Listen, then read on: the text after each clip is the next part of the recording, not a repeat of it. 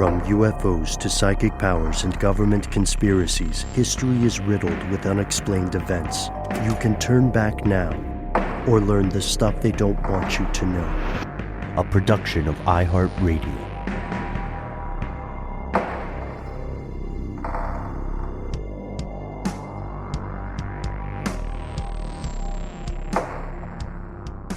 Hello and welcome back to the show. My name is Matt. My name is Noel. They call me Ben. We're joined as always with our super producer, Dylan the Tennessee Pal Fagan. Most importantly, you are you. You are here. That makes this the stuff they don't want you to know. It is time for some strange news. So if you are tuning in to our weekly strange news segment, let us be the first to welcome you to April 21st, 2025. Hope everybody had a happy Passover, happy Easter. When was Easter? Does Easter have like a date associated with It's it, one or of is those it like movable- Thanksgiving? Yeah, it moves around. Yeah, it moves around. Couldn't tell you. It hasn't happened yet. It happens in 4 days on April 20th, which will be before this comes out. So Jesus' rising date is movable, is what we're saying here. So Easter has happened by the time this publishes, and you're all joining us. We couldn't be happier that you're here. We did receive some letters, and some folks reached out to the show and to me specifically to check in about us running some classic episodes in place of strange news. Everything's fine. We just get in situations and adventures. We got Well, I was on vacation. And Matt was on vacation. Matt was spring breaking. And I had a personal family crisis. So, yeah, that's it. That's the adventures I'm talking about, buddy.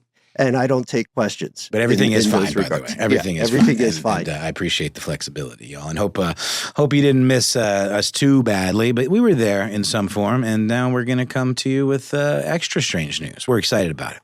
Mm-hmm. And we are going to explore some things that a lot of our fellow friends and neighbors, conspiracy realists, have written about. We'll do that both in this strange news program and in our weekly listener mail segment. Tune in this Thursday. First things first. Yes, we're not going to spend too much time on it. You saw the news about direwolves. They're not really direwolves. They're kind of a new thing. They're gray wolves that look like parts of direwolves. It's similar to the woolly mice thing we talked about earlier. So don't let the pop sci news mislead you. It is a phenomenal breakthrough. It is not a direwolf. Direwolves are actually way less closely related to modern wolves than you may think. But our main thing we wanted to get into... Real quick though, Ben. Yeah. Are direwolves a thing? Like, I thought that was made up. Okay. No. I did not clock that. Could you maybe share with the class? Maybe a lot of folks didn't know that direwolves are not just a George R.R. Martin creation. Right. Let's go to a great breakdown from Michael LePage, writing for New Scientist. The title is No, the Direwolf Has Not Been Brought Back from Extinction. This is all about a company named Colossal Biosciences.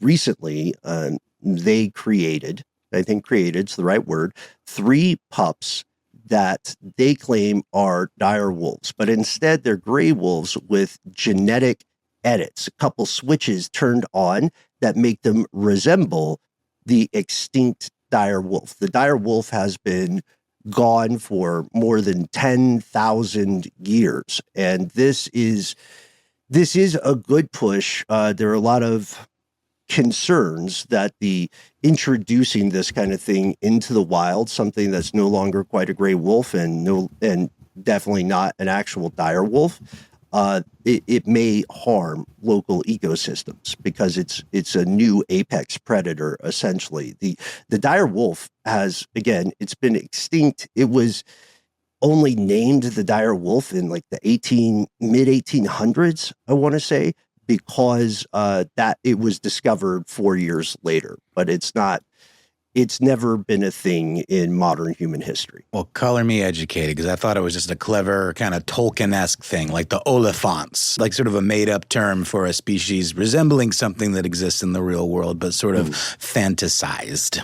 for lack of a better term. That's interesting. Direwolf, disastrous elephant. There you go. Yeah, something like that. Sure. I like that.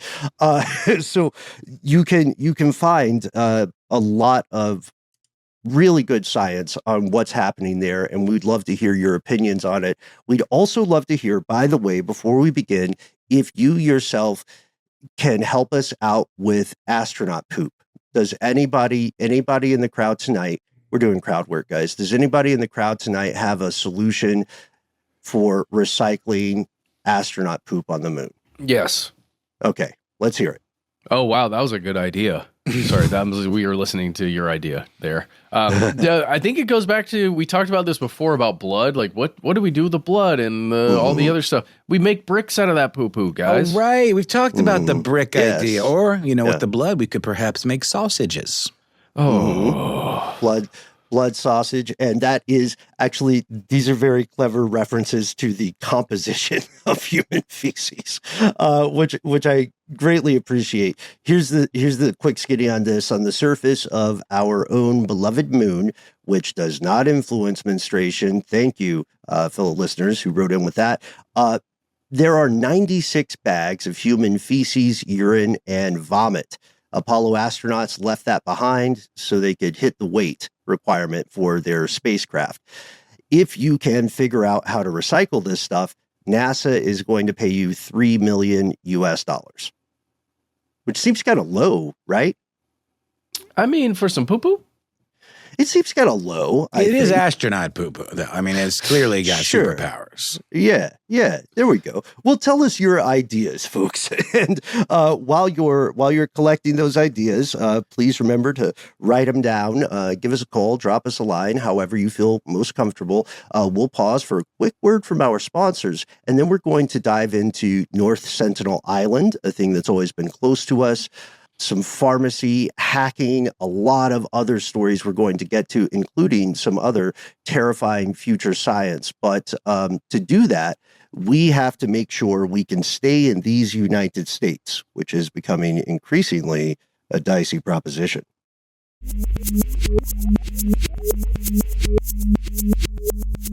We've returned. Dylan, if we could get a breaking news cue. Okay, something a little more ominous. Perfect. We have to talk about this. We'll throw to a clip from the current president a little bit later here. But we've all heard the news, right, Matt? Noel, the United States, as we mentioned in a previous Strange News segment, has been, without due process, extraditing innocent residents to different countries, sometimes not even their country of origin. We talked about the Venezuelan gang, moral panic, we could call it at this point. And then we talked about the case of a guy who got sent off to several guys who got sent off to prisons in El Salvador. They have no proven criminal charges. There is right now a great hullabaloo, and that's too fun a word for it. There's a great hullabaloo going on in the United States about this policy. What do you guys know about it? What will we consider a starting point for the conversation? I guess the big starting point for me is the story about the man, his name is Kilmar Abrego Garcia, who was mistakenly deported to an El Salvadorian prison known to be quite a brutal place. Right. And then the Supreme Court ruled that he needed to be returned, to which the Trump administration more or less said, nah, and hosted El Salvador President Nayib Bukele in the Oval Office, wherein they referred to the idea of bringing this man back as smuggling a terrorist back into the country. Just the charged language around it, there's a lot of chatter indicating belief that this man is no longer living, or the idea that if he were to be returned, that it would be very bad for El Salvador because he would likely speak to the brutal conditions in the prison. Right. And that's the Terrorist Confinement Center, or abbreviated as CCOT in Spanish. It's a max prison, like we're talking about, maximum security. Garcia is a Salvadoran of origin, right?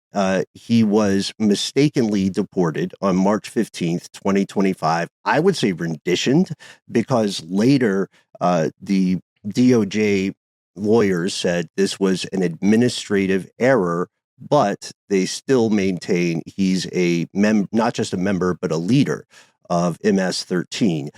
And like you said, Noel, the courts went to the current administration and they said, hey, you can't take this guy to El Salvador. There's no way. And Matt, you and I talked about this in a previous Strange News toward the end of the program. The White House claims to have intelligence linking him, Garcia, to human trafficking. This case continues, and it's going to, critics of the administration say it's going to set a dangerous precedent, especially because of a recent hot mic incident that we will play a clip of now. We always have to obey the laws, but we also have homegrown criminals that push people into subways, that hit elderly ladies on the back of the head with a baseball bat when they're not looking, that are absolute monsters. I'd like to include them in the group of people to get them out of the country.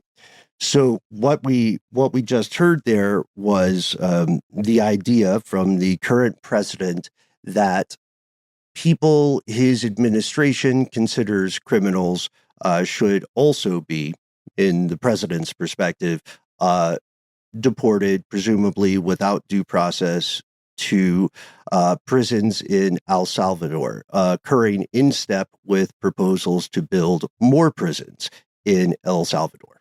And just want to say, I mean, this is less of a hot mic moment and more of the cameras are rolling. I'm saying this to the public moment, which is a little scary. It's one of those things, too, that the president often likes to write off after the fact as a joke, but it's not particularly funny when you start to realize the big picture ramifications and the massively slippery slope of this kind of thinking, because then it becomes, well, what constitutes this level of criminality? And that becomes a rubric for the administration to decide. And his press secretary, Caroline Leavitt, has said that this is something that they are looking into. So it's not even really being written off as a joke. Right. Yeah. And I want to be clear here. This is a conspiratorial idea that has not been said once. It has been reiterated. As a matter of fact, we're recording on Wednesday, April 16th, 2025. On Monday of this week, on April 14th, the current U.S. president reiterated, so said again, that he'd like to send U.S. citizens to El Salvador in prison if they commit violent crimes. And he told the president of El Salvador, Bukele, that he'd have to, quote, build 5 more places to hold the potential new arrivals. And we already know, like we said earlier, immigrants primarily have been deported to CCOT, and CCOT is known for its just horrific conditions. Why would he want them? I don't understand. This seems very presumptuous on the president's part to say, we'll just send them to your country so that you can deal with them in your prison system. Isn't the whole idea that this would be a burden on our prison system? So what's with the outsourcing? And why isn't he pushing back against this, instead having a real glad handy kind of, photo op moment in the Oval Office? I'm a little confused. Well, they have kind of a rapport. The El Salvadorian president has called himself the world's coolest dictator. That is a quote from him. He has also met with some success in combating the violent crime rates of that country, and that stood out to the current U.S. administration. They visited, like the conversation we're talking about happened on Monday, April 14th, and the idea is that you could take being tough on crime and extend that, right? So you can break some constitutional rights for the greater good. And this has met with some domestic support in parts of the United States. It really depends on the perspective that people are coming from and, quite candidly, the source of their news. Like, we all obsessively talk with multiple experts and read multiple news sources that often contradict each other. And we have to do that. But for people who are, you're only getting your news from MSNBC or Fox News, or what's the other one? The One America Network, or what is it? One All News News Now American. No, I don't know what Flag. it's called. Oh, yeah. Newsmax is another one. Mm-hmm. But yeah. But don't you guys think this is doing a favor for the new strongman that's running the world's largest military as well? As for sure. Hey, I'll do you a favor. Yeah. Look, but I mean, like, his name's Bukele. How do you say it? I think that's right. Something like that. Bukele. Bukele coming in and basically saying, yeah, oh, sure, we'll do some things for you guys. We'll just, Right. we'll be your friends. You're And- saying it's It's perhaps a quid pro evidence quo. of a long-term alliance. Yes. That could it's- really mutate into something maybe that we've never seen before. Well, I would argue there is precedent to it. Ah. I would argue there's not an original quid pro quo transactional relationship. We've seen dirty deals in the past. This does go to, this goes to what our colleague Maggie was saying earlier in an interview segment you guys did with her. And I'm still irritated that I was not able to be there. But she pointed out something that I'm really glad she said, and I think it's the most important point of that conversation. These kind of things should be treated as though they are expansionist, as though they are precedent, as though they are harbingers of ideas or desires for policy to come. If people get sent to El Salvador, they are outside the jurisdiction of U.S. courts. And that is a huge piece of the issue. Well, and the kind of double think of it all that really rubs me the wrong way is this notion that this was a clerical error that has been immediately walked back by high-level Trump officials like Stephen Miller, et cetera, who are saying that this was not a clerical error and this is exactly where this man belonged, and that it is up to El Salvador to decide whether or not to return him. This is a point I want to make. The judges say this is illegal because it turns out judges are very into rule of law. The current administration argues, look, if someone is sent to El Salvador, they're out the door. We cannot legally say they must be released or returned to the U.S. because we no longer have control over them, which is an incredibly Orwellian argument, regardless of what somebody's political position or ideology is. We are approaching a point where the Supreme Court of the United States, the judicial branch, is going to be in increasingly escalating conflict with the executive branch. Now, granted, part of that is baked into the idea of the U.S. legal system. The judges and the legislature and the executive branch are supposed to get beefed up to a degree. But ultimately, it is SCOTUS who is allowed to say what is or is not legal. And their word is supposed to fly. That's one of the bedrocks of democracy, one of the foundational pieces. The question becomes, what happens if someone just ignores SCOTUS? Guys, did we talk about the Chicago Bulls angle? That's like We did, the tattoo. Well, no, it was a hoodie and a hat. Right. I'm sorry. The tattoos in one case, the hoodie in another. Yeah, we talked about that on Strange News. Right, and just to reiterate that I think that has become or is used as sort of like gang colors in a way, like Chicago Bulls logos and colors, et cetera, has been reappropriated as a de facto insignia of MS-13. And the Supreme Court has ordered the administration to, quote, facilitate the return of Garcia, never charged with a crime to this day. He got shipped against existing policy or legal policy. This has not happened in U.S. history. And so we have to ask, is the current administration just sort of playing jazz? Spitballing on things like, hey, what if we could get rid of inconvenient people? If so, where does it stop? And I want to pause here and ask everybody in the crowd, just personally, am I being alarmist? Are people like Maggie or myself being a little too quick to jump on the paranoia train? Well, Rolling Stone today wrote an article about a 19-year-old kid, another person that was caught up when there were 238 Venezuelans deported to El Salvador. And this kid was known to not be a part of any organization. Mr. Gutierrez, Merwil, Merwil, Gutierrez.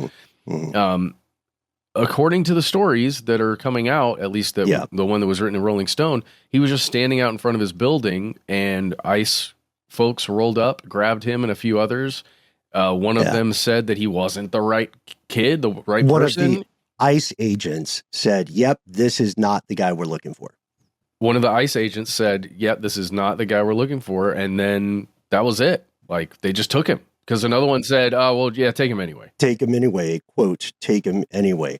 And this is still happening. So to that question, I know we're running long on time here. To that question, am I being paranoid by saying we should treat this as a precedent? No. I mean, it's really scary. And like you said, this is not without precedent. This is just the first signs of what could potentially become an escalation of defining anyone that disagrees with an administration or with a government as an enemy of the state, or as some sort of terrorist or homegrown, that term there that you mentioned in the first place.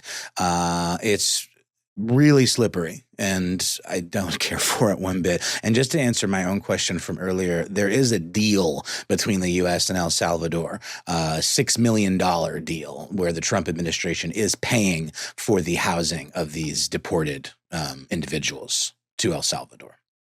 Again, quid pro quo. President Harbingers, tell us what you think, folks. Conspiracy at iHeartRadio.com. There's so much more to get to. This may be an episode in the future. Meantime, just before we end this part of our weekly strange news segment, we do want to congratulate the good folks of Japan on making trading cards for middle-aged men out in the small town of Kawara. So not everything is terrible. We're going to check out more by going to Tokyo Weekender. Excellent article by Inez Sarah Filil. We'll be back with more strange news.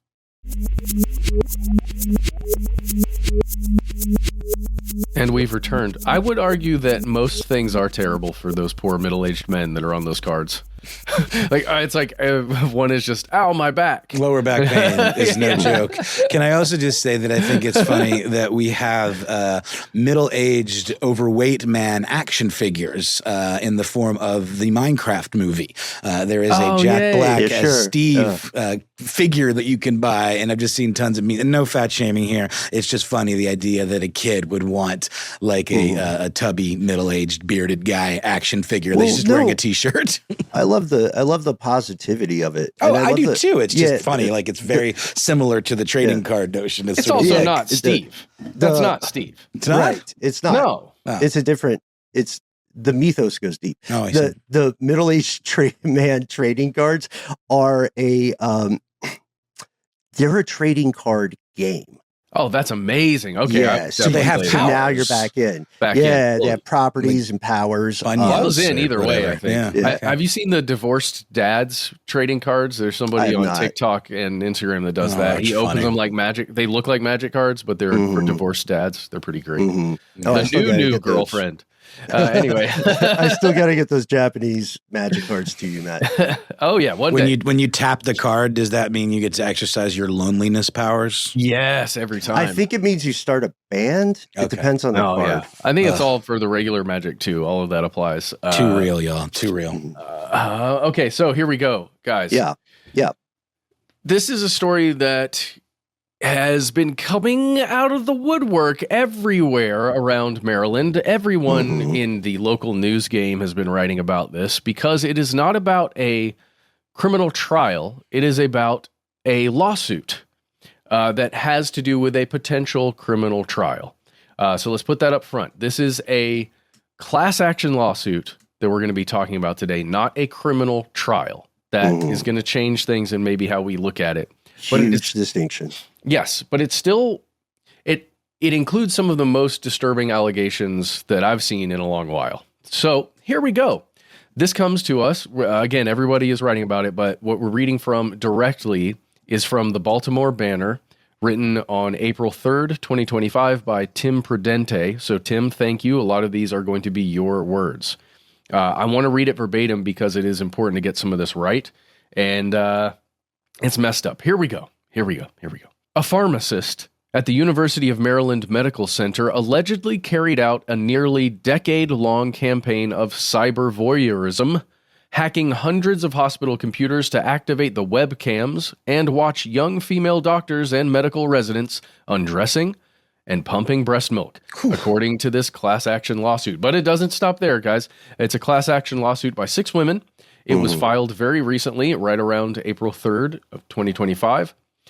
The women further accuse this person, I'm not going to say their name yet, a man, a doctor, of installing software on hospital computers to steal their personal passwords and take control of their networks, like their home networks. This is giving me terrible recollections of the Nth Room case out in South Korea. Maybe. Don't know that one, but let's continue here. But let's go back to that, Ben, because I want to know what that is.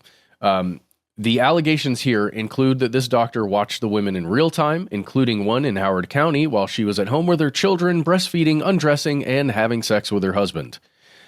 He, again, watching the webcam in her house from wherever he is.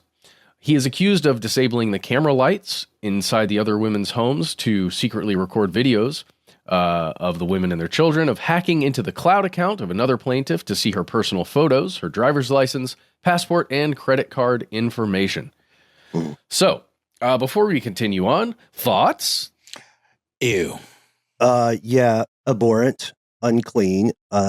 Clearly, this is not just about sexual exploitation, but it's about control and violation of people's boundaries. The fact that this guy, I know you don't want to mention yet, the fact that this guy is most likely acting alone, Matt, is perhaps one of the equally disturbing things about this, because the Nth Room case was a national scandal doing similar and perhaps even more evil things throughout South Korea. But this sounds, so tell me if I'm on the mark here. This sounds like a single actor in a position of some authority, leveraging that to deeply invade the lives of innocent people. Yes, and it also gets into student-teacher relationship stuff, and we're gonna say his name now. Okay. This is a quote from the attorney, Steve Kelly, who is representing the 6 plaintiffs in the current class action suit. Quote, "For nearly a decade, a single pharmacist named Matthew Bathula installed spyware on at least 400 computers in clinics, treatment rooms, labs, and a variety of other locations at one of the nation's premier teaching hospitals." And that's Bathula, Bathula. That is correct. If you wish to look it up, again, you will find everybody in the local vicinity talking about this. Tim, the writer of this article, notes around this part of the article that state and federal court records show that Bathula has not been charged with a crime at this point. So these are allegations. Everything we're talking about here are allegations brought forth in a class action lawsuit, not a criminal suit, like a trial by jury situation. The University of Maryland medical system officials, according to Tim, have been working with the FBI and federal prosecutors for the past several months as part of an ongoing criminal investigation. So it is an investigation. It just isn't at the part yet where they file charges, right? The state prosecutor or somebody. And can't comment publicly as a result of that. They will not. Neither will the FBI. So none of the authorities are talking about it. But since there is a class action lawsuit and statements are being made, stuff is being filed, we know about it, right? Here is where it gets pretty crazy, because the class action lawsuit is actually against the hospital, the medical center itself, because the plaintiffs say that essentially they were unaware that this is what was happening, and they were not told that this is what's happening. Our privacy is being invaded by a single creeper, and they were not told, hey, here's how to protect yourself. They just were in the dark, basically, for a long time, because According to the lawsuit, the University of Maryland Medical Center in Baltimore alerted employees in October of, guys, quote, a serious IT incident. Right. There's been a serious IT incident, guys. A bit more than that. A bit more than just let's turn it off and back on again. Yeah. It's incredibly vague language. Oh, yeah. So let's talk about that. They sent an email out to employees, and they said they described this event as, quote, a highly sophisticated and very difficult to detect cyber attack that has resulted in the theft of data from shared UMMS computers, which is true, right? Yes. But the theft of data, like, what is that data? It's another very vague phrase. The implication being that we've got this under control. This was our proprietary data. No indication of individuals being targeted or individuals being violated. Like, the idea is like, okay, good to know. Glad you guys sorted it out, but absolutely no indication that someone might need to be concerned about videos of them floating out on the web. Dude. Also, no specific next steps, no like for each credit report, something that would let you, give you a sense of the type of content being compromised here. No specific. It looks. I'm reading a couple other sources here as well, Matt. No specific at the time declarations of everybody bring your work computer in. You know? Arguably intentionally misleading, which I'm sure is at the heart of the suit. Intentionally vague at the very least. But listen to this, guys. Okay, so the allegations in this suit state that Dr. Bathula went into individual rooms using his credentials to get into specific rooms in the hospital. A lot of them are key carded. I'm imagining, just because I'm watching Severance, I'm imagining the Severance employees putting their cards into different things, and you would know, oh, it's logged that this doctor went into that room or whatever. In this case, he was going into individual rooms and installing key loggers on all of the machines. Dude. And he was doing it. Maybe he was targeting a few people, but it sounds like at some point in the operation here, he just started going to everyone he could find. Yeah, he wanted everyone. Again, it's that control thing, right? I want to know what everyone is saying about everything at all times and doing and all that stuff. It's insane power trip stuff. And it's hard to describe. It's hard to understand. You'd think something this serious, if it were real, if it was happening, if you found out it's happening as the employers of this person, you would take some pretty heavy action against them. Against the person. What they did was they put him on administrative leave, then they fired him. But they did not mention any of this happening when he went to take another job at another medical institution. I saw that. Where he currently is and is employed in another place. And again, we have said his name here, so it is difficult. It's a tough thing, right? He is accused of these things. He has not been charged with these things. So you have to leave a little bit... I don't know. We have to be at least a little bit objective and say these are accusations. But at the same time, to have 6 different individuals come forward to make a class action lawsuit, it does feel like there's some sand to this. And to have the FBI involved, yes. They don't waste a ton of time. We know that I read in Campus Safety, I read that attorneys representing the current plaintiffs say there may be as many as 80 additional victims. So this feels like the beginning of a larger harrowing story. That's an unknown. That's a statement coming from the folks filing the lawsuit, right? But still, it gives you pause. They just said we don't know the scope. That's one of the other attorneys, Cindy B. Morgan. But they did ultimately replace those compromised computers at the very least, right? Yeah, they replaced all the computers. Yeah, because you kind of just have to, because now you're unsure what has what on it, and what are you going to do? Like, he compromised specific workstations as well as ones that are specifically used for cameras, and most of them have cameras installed in them anyway nowadays. Right, and honestly, it's pretty sophisticated. Just so sophisticated. The level of this.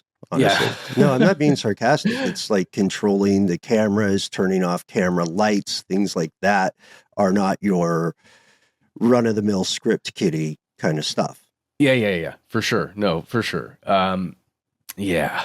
Let's see. Let's just read a little bit more of this and then we'll move on to the next thing. But here's a last quote here from Tim. The medical center where Bathula worked serves as the academic campus of the University of Maryland Medical Systems, hospitals, and clinics. So this is like where the future doctors go to train. And this guy is just running his little game there on everybody.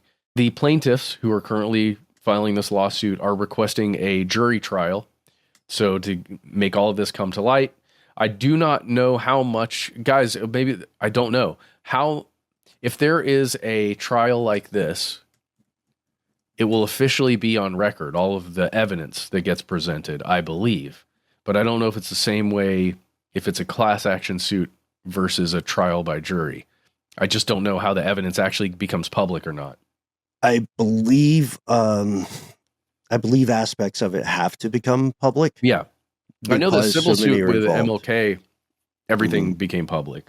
Yeah, it's the most notable exception in this country, and legal beagles clarify this for us. The most notable exception in this country is going to be cases that touch on collection methods or national security stuff. Like the FBI knows you're guilty, but they can't tell you how.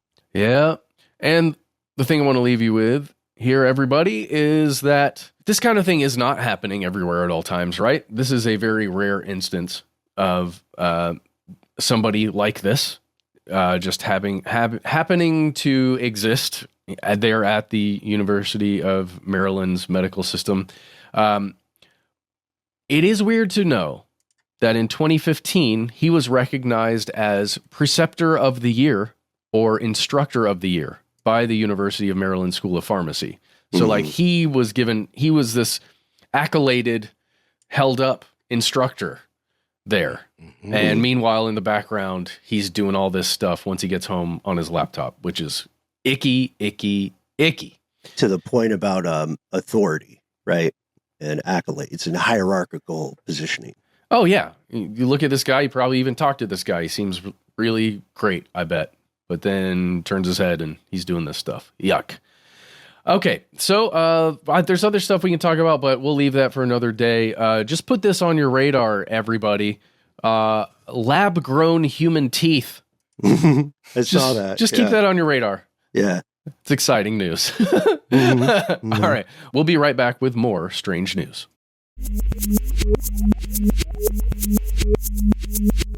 And we've returned, and Ben teased it at the top. We're going to North Sentinel Island. But wait, no, don't go there. Don't go there. You're not supposed to go there. We heard a ways back about a missionary who attempted to make contact with the Sentinelese people. And he did make contact. He made contact, and they made contact right back in the form of arrows through his guts, and he did not make it. And John Allen Chow. That's indeed correct.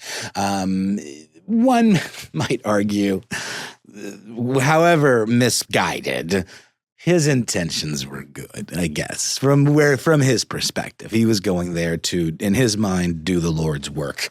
And I'm sorry, you know what? Intentions are irrelevant there. It was a boneheaded idea, and he paid the ultimate price for it.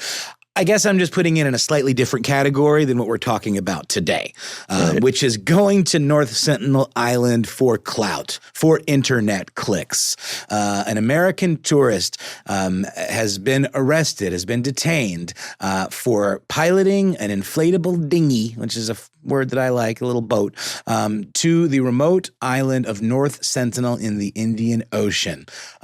He presumably wanted to make a video for social media. The person's name is Mikhailo Viktorovich Polyakov, a 24-year-old internet TikToker, YouTuber. He's a YouTuber. I have not checked out his stuff. Maybe I should. Might give a little bit of context to what this person was thinking. He came armed, not with weapons, mind you, but with a can of Diet Coke and a coconut, which is there's so many things wrong with that. The whole point of this law, preventing people from setting foot onto North Sentinel Island is the idea of giving autonomy to indigenous people who have maintained their isolation from the rest of the world at large, who live a life free of technology, free of, a lot of the trappings that you or I certainly fall victim to, and whatever. It's not a judgment call. It's just the facts. They do not have to deal with a lot of the things that we do. They have a very specific way of life that has maintained the legacy of indigenous communities, many of which, as we know, have been horribly changed by modern innovations, by capitalism, by colonialism, all of those things. So the idea that one could remain as it has been, I think is a noble thing. I don't know how you guys feel about that part of it, but the idea of going to this place and disrupting this, a Diet Coke to me representing that kind of commercialism, it's almost like this person was doing a really elaborate troll. Well, yeah, I agree with that sentiment. And I hope a lot of us are on the same page here in the crowd, because we did several episodes about this. I've long been fascinated with the mystery of North Sentinel Island. I think we all the way back in, early years, maybe 2013. It is important to know, to your point, Noel, that the people living there, the community living on North Sentinel Island, has encountered quote unquote modern civilization, and inevitably in disastrous ways. Like some of their children were kidnapped, diseases were transmitted to these people in the 1800s. So there are very real reasons from their perspective that they say no, they don't want to hang out with outsiders. And I am 98% convinced that just due to the way ocean currents and pollution work along the shore, they have probably encountered, artifacts of modern civilization. Sure. Flotsam and or jetsam. Right. Jetsam sinks, flotsam floats. There you go. So flotsam. There you go. Yeah. Fair enough. They found this, and there must be, we all felt it when we were researching, recording, and talking with experts for our previous episodes on this. There is a tantalizing aspect there for people to say, oh, I'm the person who visited, whether I am bringing these people to my religion on some kind of holy mission, or whether I am, to your point, doing this for attention on the internet. And you need to realize, folks, the government of India, which sort of runs the overall affairs of North Sentinel Island, they have hard rules against approaching this place. And they have them for a reason, because the North Sentinelese have what appears to be hard rules of their own, which is that all outsiders should be treated as an active threat. Yeah. Well, I mean, look, I have the flu right now, guys. Imagine if somebody who isn't showing symptoms but has the flu shows up on North Sentinel Island and actually greeted people and made contact and was close with them. What happens, right? Does their small population have enough immunity to influenza of whatever strain that visitor has to not all get crazy sick and potentially die? Oh, that's exactly what I'm talking about, right? That's what happened. I just looked it up. January 1880, expedition named, January 1880, March 1867. These things happened, and those diseases were transmitted, just like your point, Noel, with uncontacted tribes, I would imagine, in earlier in parts of South and Central America. Disease riddled people because the folks simply weren't prepared. They had not developed the so-called herd immunity. And Matt, I do thank you for spending tonight with us while you're recovering from the flu. But I also think you raise a fantastic point there. This really could happen. That influencer, that missionary, they could have, to Matt's point, had some kind of infection that they were not aware of, that ordinarily would have just been a bad couple of weeks for them. And it could have killed innocent people just by being in the same air. Yeah, indeed. And again, all of that being said, the idea of doing this for some sort of internet clout and bringing a can of Diet Coke and a coconut, that just seems like inherently disrespectful just as a gesture, like what it represents. So as you mentioned, Ben, North Sentinel Island is home to the Sentinelese, which is a tribe believed to have between 100 and 300 people. They have lived in complete isolation and are known to defend their territory. And I imagine that some of the laws surrounding this in that part of the world, from the Indian government, would consider their acts defending their shores as acts of self-defense, and therefore not subject to prosecution. They've killed and were seen dragging the bodies of 2 fishermen who mistakenly washed ashore there on the shores of North Sentinel Island. And of course, bow and arrows at the helicopters. That's right. And of course, they did kill that missionary that you were mentioning as well. Try as he might, Mikhailo Viktorovich, yeah, that's right, Polyakov, did not make contact. He blew a whistle from his little boat when he came ashore. And when he was not greeted by any of the Sentinelese, he left those quote-unquote offerings on the beach and took off, where he was then later apprehended. He is known for doing travel vlogs, videos, and leaning toward the kind of dangerous side of those types of things. He referred to the can of Diet Coke and the coconut as gifts. And as I said, he blew a whistle to attract attention. Local fishermen, however, did see him, and they were the ones who reported him to the police. So they must have some recourse for reaching out to the outside world. When we say local fishermen, we are talking about Sentinelese fishermen, correct? No. Mm-mm. We're talking about people off the southern area offshore of India and other islands. That's because right. There's they must have North seen Sentinel him making. Island. They must have seen him making his approach. Makes sense. Thanks, Ben. And he was detained and accused of illegally attempting to contact the Sentinelese. A local court, this is from the AP, last week sent him to a 14-day judicial custody, and he is set to appear in court on April 17th, which is actually tomorrow as we record this. So he could potentially get up to 5 years in prison, as well as a hefty fine. Indian authorities have said that they informed the U.S. Embassy, because he is from Scottsdale, Arizona. I don't think we mentioned that. His father is of Ukrainian descent, but he is an American citizen, and they have informed the U.S. Embassy. Visitors are actually banned from traveling within 3 miles of the island.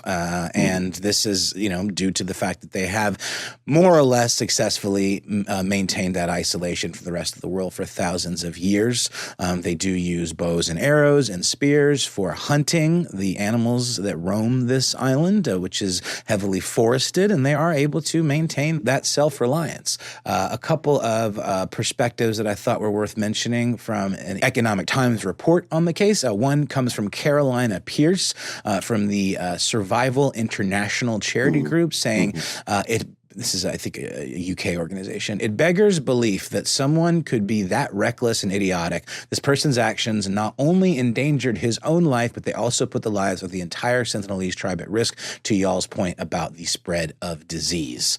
I don't know. This to me is just... It's such an interesting intersection of the gross consumerism and look at me-ism of kind of American TikTok and YouTube culture, completely clashing with a part of the world and a people whose whole existence is antithetical to all of that. So I would just say leave the Sentinelese the hell alone and stop chasing clout at the expense of others. If someone tells you they don't want you to go to their party, then, don't. This is we know also from the Sentinelese perspective that they've repeatedly had disastrous interactions with outsiders, and we can lay a lot of that at the feet of, again, the British when they abducted 6 innocent people from a tribe. I think right now the current satellite intel and the current research suggests This is an island about the size of Manhattan. There are roughly 3 loose groups, but they're all continually going to be in contact. So again, these folks who doubtlessly, because they're human, they have rich oral history, they have traditions, right? They have a collective memory of things that happened before. So they know, and they have probably grown up being taught that communication with these outsiders, whatever the word for those outsiders may be, is catastrophic. And you can't really blame them. No, you certainly can. The police issued a statement saying that his actions posed a serious threat to the safety and well-being of the Sentinelese people, whose contact with outsiders is strictly prohibited by law to protect their indigenous way of life. New York Times reported on this, saying the police said, or rather, let me give you the person's name, by Christine Hauser and Hari Kumar, and they paraphrased a subsequent part of the statement thusly, saying the police said during their questioning of Mr. Polyakov, he disclosed that he was drawn to the island out of a, quote, passion for adventure and his desire to undertake extreme challenges. Officials said that his GoPro footage suggested entry into the island and that he used GPS navigation throughout his voyage. Then just go to Myanmar. You know what I mean? Well, sure. Go over the border into DPRK. Those are both in the regional neighborhood. Might I suggest to any adventurous young tuber out there, South Sentinel Island. Why not visit sunny South Sentinel Island? It's much smaller, but at the right angle, it would look almost exactly like North Sentinel Island. Why not get some footage there and then just tell everybody you went to the other place? It'll be fine. What could go wrong about lying to millions of people? you could, I don't know. I like that idea because you can visit South Sentinel Island. That's a thing we discussed in the past as well. And there's been some great research in previous years about kind of figuring out the language of North Sentinel Island. Like, do the people in South Sentinel Island speak a mutually intelligible tongue? And if so, could that be a way to communicate with people safely? Are there people who live in South Sentinel? It's just super tiny. That's all I know. I did just finally... Maybe I'm thinking of Andamans or Nicobar. Totally. I did just finally find his YouTube channel, which only has 3.24K subscribers. He's got 19 videos, and the name of the YouTube channel is in itself a little problematic. Neo-Orientalist. Pass. Gross. Not good. And there are videos of him entering Taliban-controlled parts of Afghanistan. Honestly, that seems to be mostly what is on here. There aren't that many videos, so I guess this guy's just getting started. But sorry, buddy. Looks like the kibosh has been put on your YouTubing days.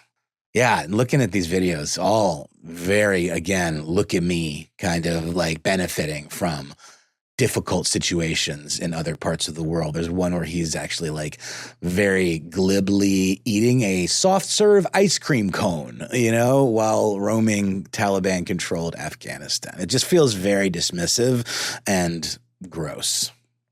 Like, here, look at me. I'm getting a haircut in Afghanistan. Wow. Agreed. It's not good. Not good, guy. I think he had this coming, frankly. Yeah. I'm glad he didn't get killed, but I think this punishment, I don't hope he doesn't get 5 years in prison, but I hope this makes him rethink this kind of shenaniganry. There is a non-zero chance, Noel, that the next video will be how I survived prison in India. Fair enough. That's true. And honestly, he's getting more attention from this than he ever got before. 3.2 thousand subscribers ain't a lot. So there you go. Maybe we're part of the problem. But, oh, geez. Yeah. There is another deeper look at some of the things we brought up. In addition to our episodes on North Sentinel Island, we had a great interview segment with the journalist Rajiv Gola. Remember this from back in the day? His series, The Missionary, which touches on the Chow case as well. Totally forgot about that. Excellent. Rajiv's doing well. He's building his own motorcycle from the ground up. I still talk to the guy. Yeah, he's super cool. But do check out his program if you'd like to learn more about this. And I appreciate you bringing this up, Noel, because it is mission critical for people to realize there are reasons for rules like this, and we've examined them in previous episodes, like, the places you can't go and secret or closed off towns. But often you have to be really careful with the so-called adventure tourism or dark tourism. And you have to wonder about the consequences of your actions or your, as you put it, look at me-isms. Mm-hmm. Yeah, 100%. I think that's all the podcast ink we're going to spill over this fellow. I do hope that he's okay and that everything ends up all right for him, and that this is an educational experience rather than like an opportunity to double down. But you know what? Not holding out hope on that one. Yeah, well, people can evolve. It's true. And we've hit a lot of deep water here today, folks. We can't wait to hear your thoughts. Perhaps you will join us on an upcoming listener mail segment. We want to hear your take on the ongoing horrific situation in Maryland, the ongoing disturbing what I do think is a harbinger situation here in the U.S. overall, and of course, where you would travel instead of North Sentinel Island. May we respectfully suggest Bhutan, which would love to have you. Tell us your thoughts. Find us online. You can call us on a phone. You can also always hit up our good old-fashioned email address. Indeed. Find us all over the internet at the handle Conspiracy Stuff, where we exist on Facebook with our Facebook group, Here's Where It Gets Crazy, on X, FKA Twitter, and on YouTube with video content galore, not of us trying to, interlope on indigenous people at our YouTube channel. You can also find us at the handle Conspiracy Stuff Show on Instagram and TikTok. Hey, we have a phone number. It is 1-833-STDWYTK. When you call in, give yourself a cool nickname and let us know if we can use your name and message on the air. If you've got more to say than can fit in 3 minutes, why not instead send us a good old-fashioned email? We are the entities that read each piece of correspondence we receive. Be well aware, yet unafraid. Sometimes the void writes back. Quick thing we didn't get to: 5 nurses working on the same floor at a Massachusetts hospital have contracted brain tumors. Do check out the story on NBC News by Dennis Romero, Austin Mullen. Let us know what you think's going on. Conspiracy at iHeartRadio.com.